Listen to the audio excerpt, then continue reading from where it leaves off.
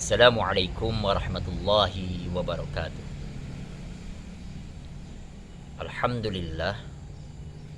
Assalatu wassalamu ala rasulillah Sayyidina Muhammadin ibni Abdillah wa ala alihi wa ashabihi wa mawala. Amma ba'du, pemirsa yang dirahmati Allah subhanahu wa ta'ala, taharah merupakan salah satu syarat untuk melaksanakan ibadah salat. Tentu sebagai muslim kita harus mengetahui dan memahami apa arti taharah, tujuan dan juga hikmahnya.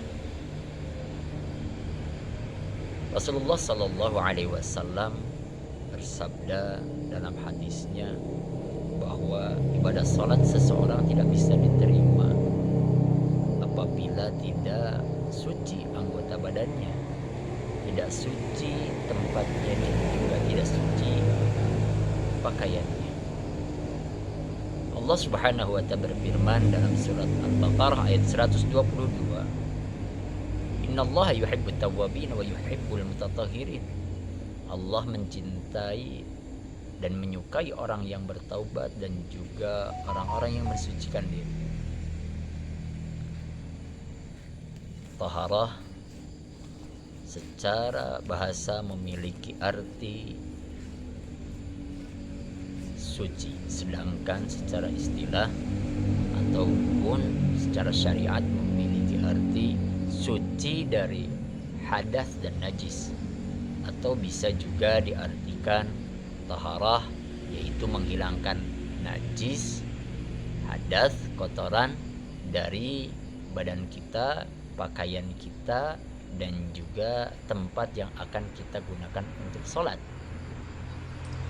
Tentu kita harus tahu tata cara taharah.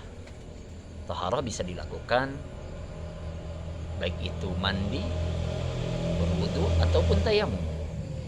Maka tujuan taharah ialah menghilangkan najis dan hadas dari anggota badan kita, dari pakaian kita, dan juga dari tempat yang akan kita gunakan untuk sholat. Hikmah taharah itu sendiri yaitu berguna atau supaya kita bisa mendekatkan diri kepada Allah Subhanahu wa ta'ala dengan beribadah, sholat, baca Quran dan lain sebagainya, dengan syarat kita suci badan kita, pakaian kita, dan tempat yang akan kita gunakan untuk beribadah. Pemirsa yang dirahmati Allah Subhanahu wa ta'ala, taharah terbagi menjadi dua, taharah secara hakiki dan taharah secara hukmi. Taharah secara hakiki yaitu anggota badan kita suci, bersih dari hadas dan najis. Sedangkan secara hukmi boleh jadi anggota badan kita suci, bersih, tetapi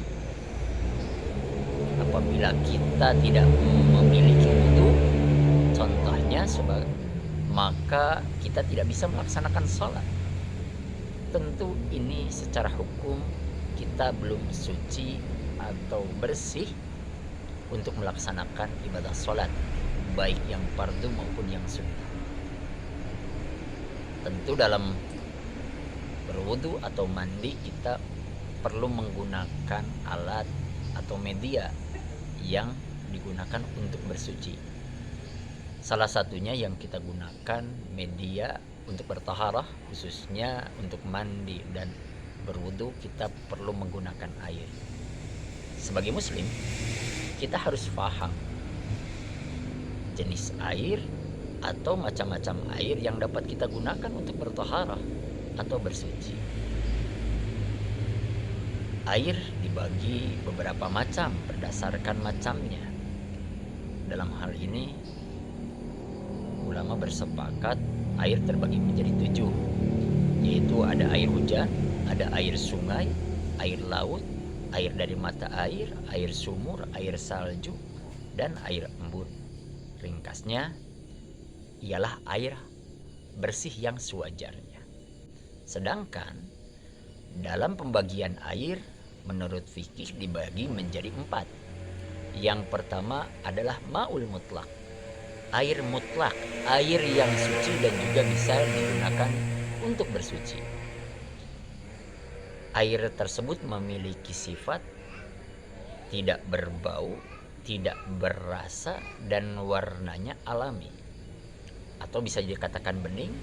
Atau air sungai itu sebagai contoh keruh, tapi dia tetap suci karena memenuhi semua syaratnya walaupun berwarna keruh, karena itu merupakan warna tanah yang pada dasarnya tanah itu sendiri suci. Yang kedua yaitu air suci ma tauhirun pinafsihi wa ghairu mutahhirun li ghairihi. Airnya suci tapi tidak bisa kita gunakan untuk bersuci. Kenapa? Karena sudah berubah sifatnya.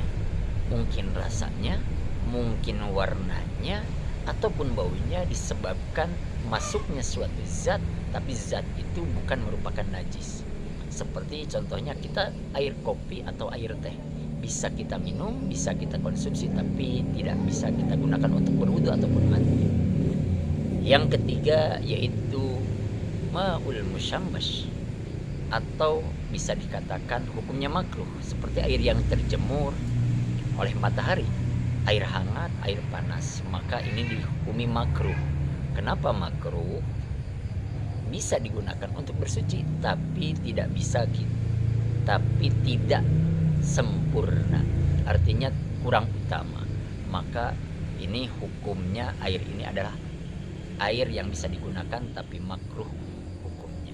Yang terakhir, yang keempat, yaitu ma'ul mutanajjis. Air ini tidak suci dan sudah pasti tidak bisa digunakan untuk bersuci. Maka lebih baik kita bisa berhati-hati, bisa membedakan mana air yang bisa kita gunakan untuk bersuci. Sebagai contoh, apabila kita berwudu dengan menggunakan gayung, apabila ada cipratan air wudu yang sudah menyentuh anggota wudu kita, anggota badan atau anggota wudu kita, maka air tersebut bisa dikatakan air mustakmal. Maka ketika mustakmal, maka tidak boleh digunakan untuk berwudu, artinya wudunya itu tidak sah. Tidak bernajis tapi tidak bisa digunakan untuk bersuci. Ini masuk ke golongan yang kedua. Hadirin yang dirahmati Allah Subhanahu wa taala, demikian ada 4 jenis air atau 4 pembagian air berdasarkan hukum yang apakah bisa digunakan untuk bersuci ataupun tidak. Mudah-mudahan apa yang saya sampaikan bisa bermanfaat, dan insya Allah pasti ada baiknya bagi kita semua. Wal afu minkum. Wassalamualaikum warahmatullahi wabarakatuh.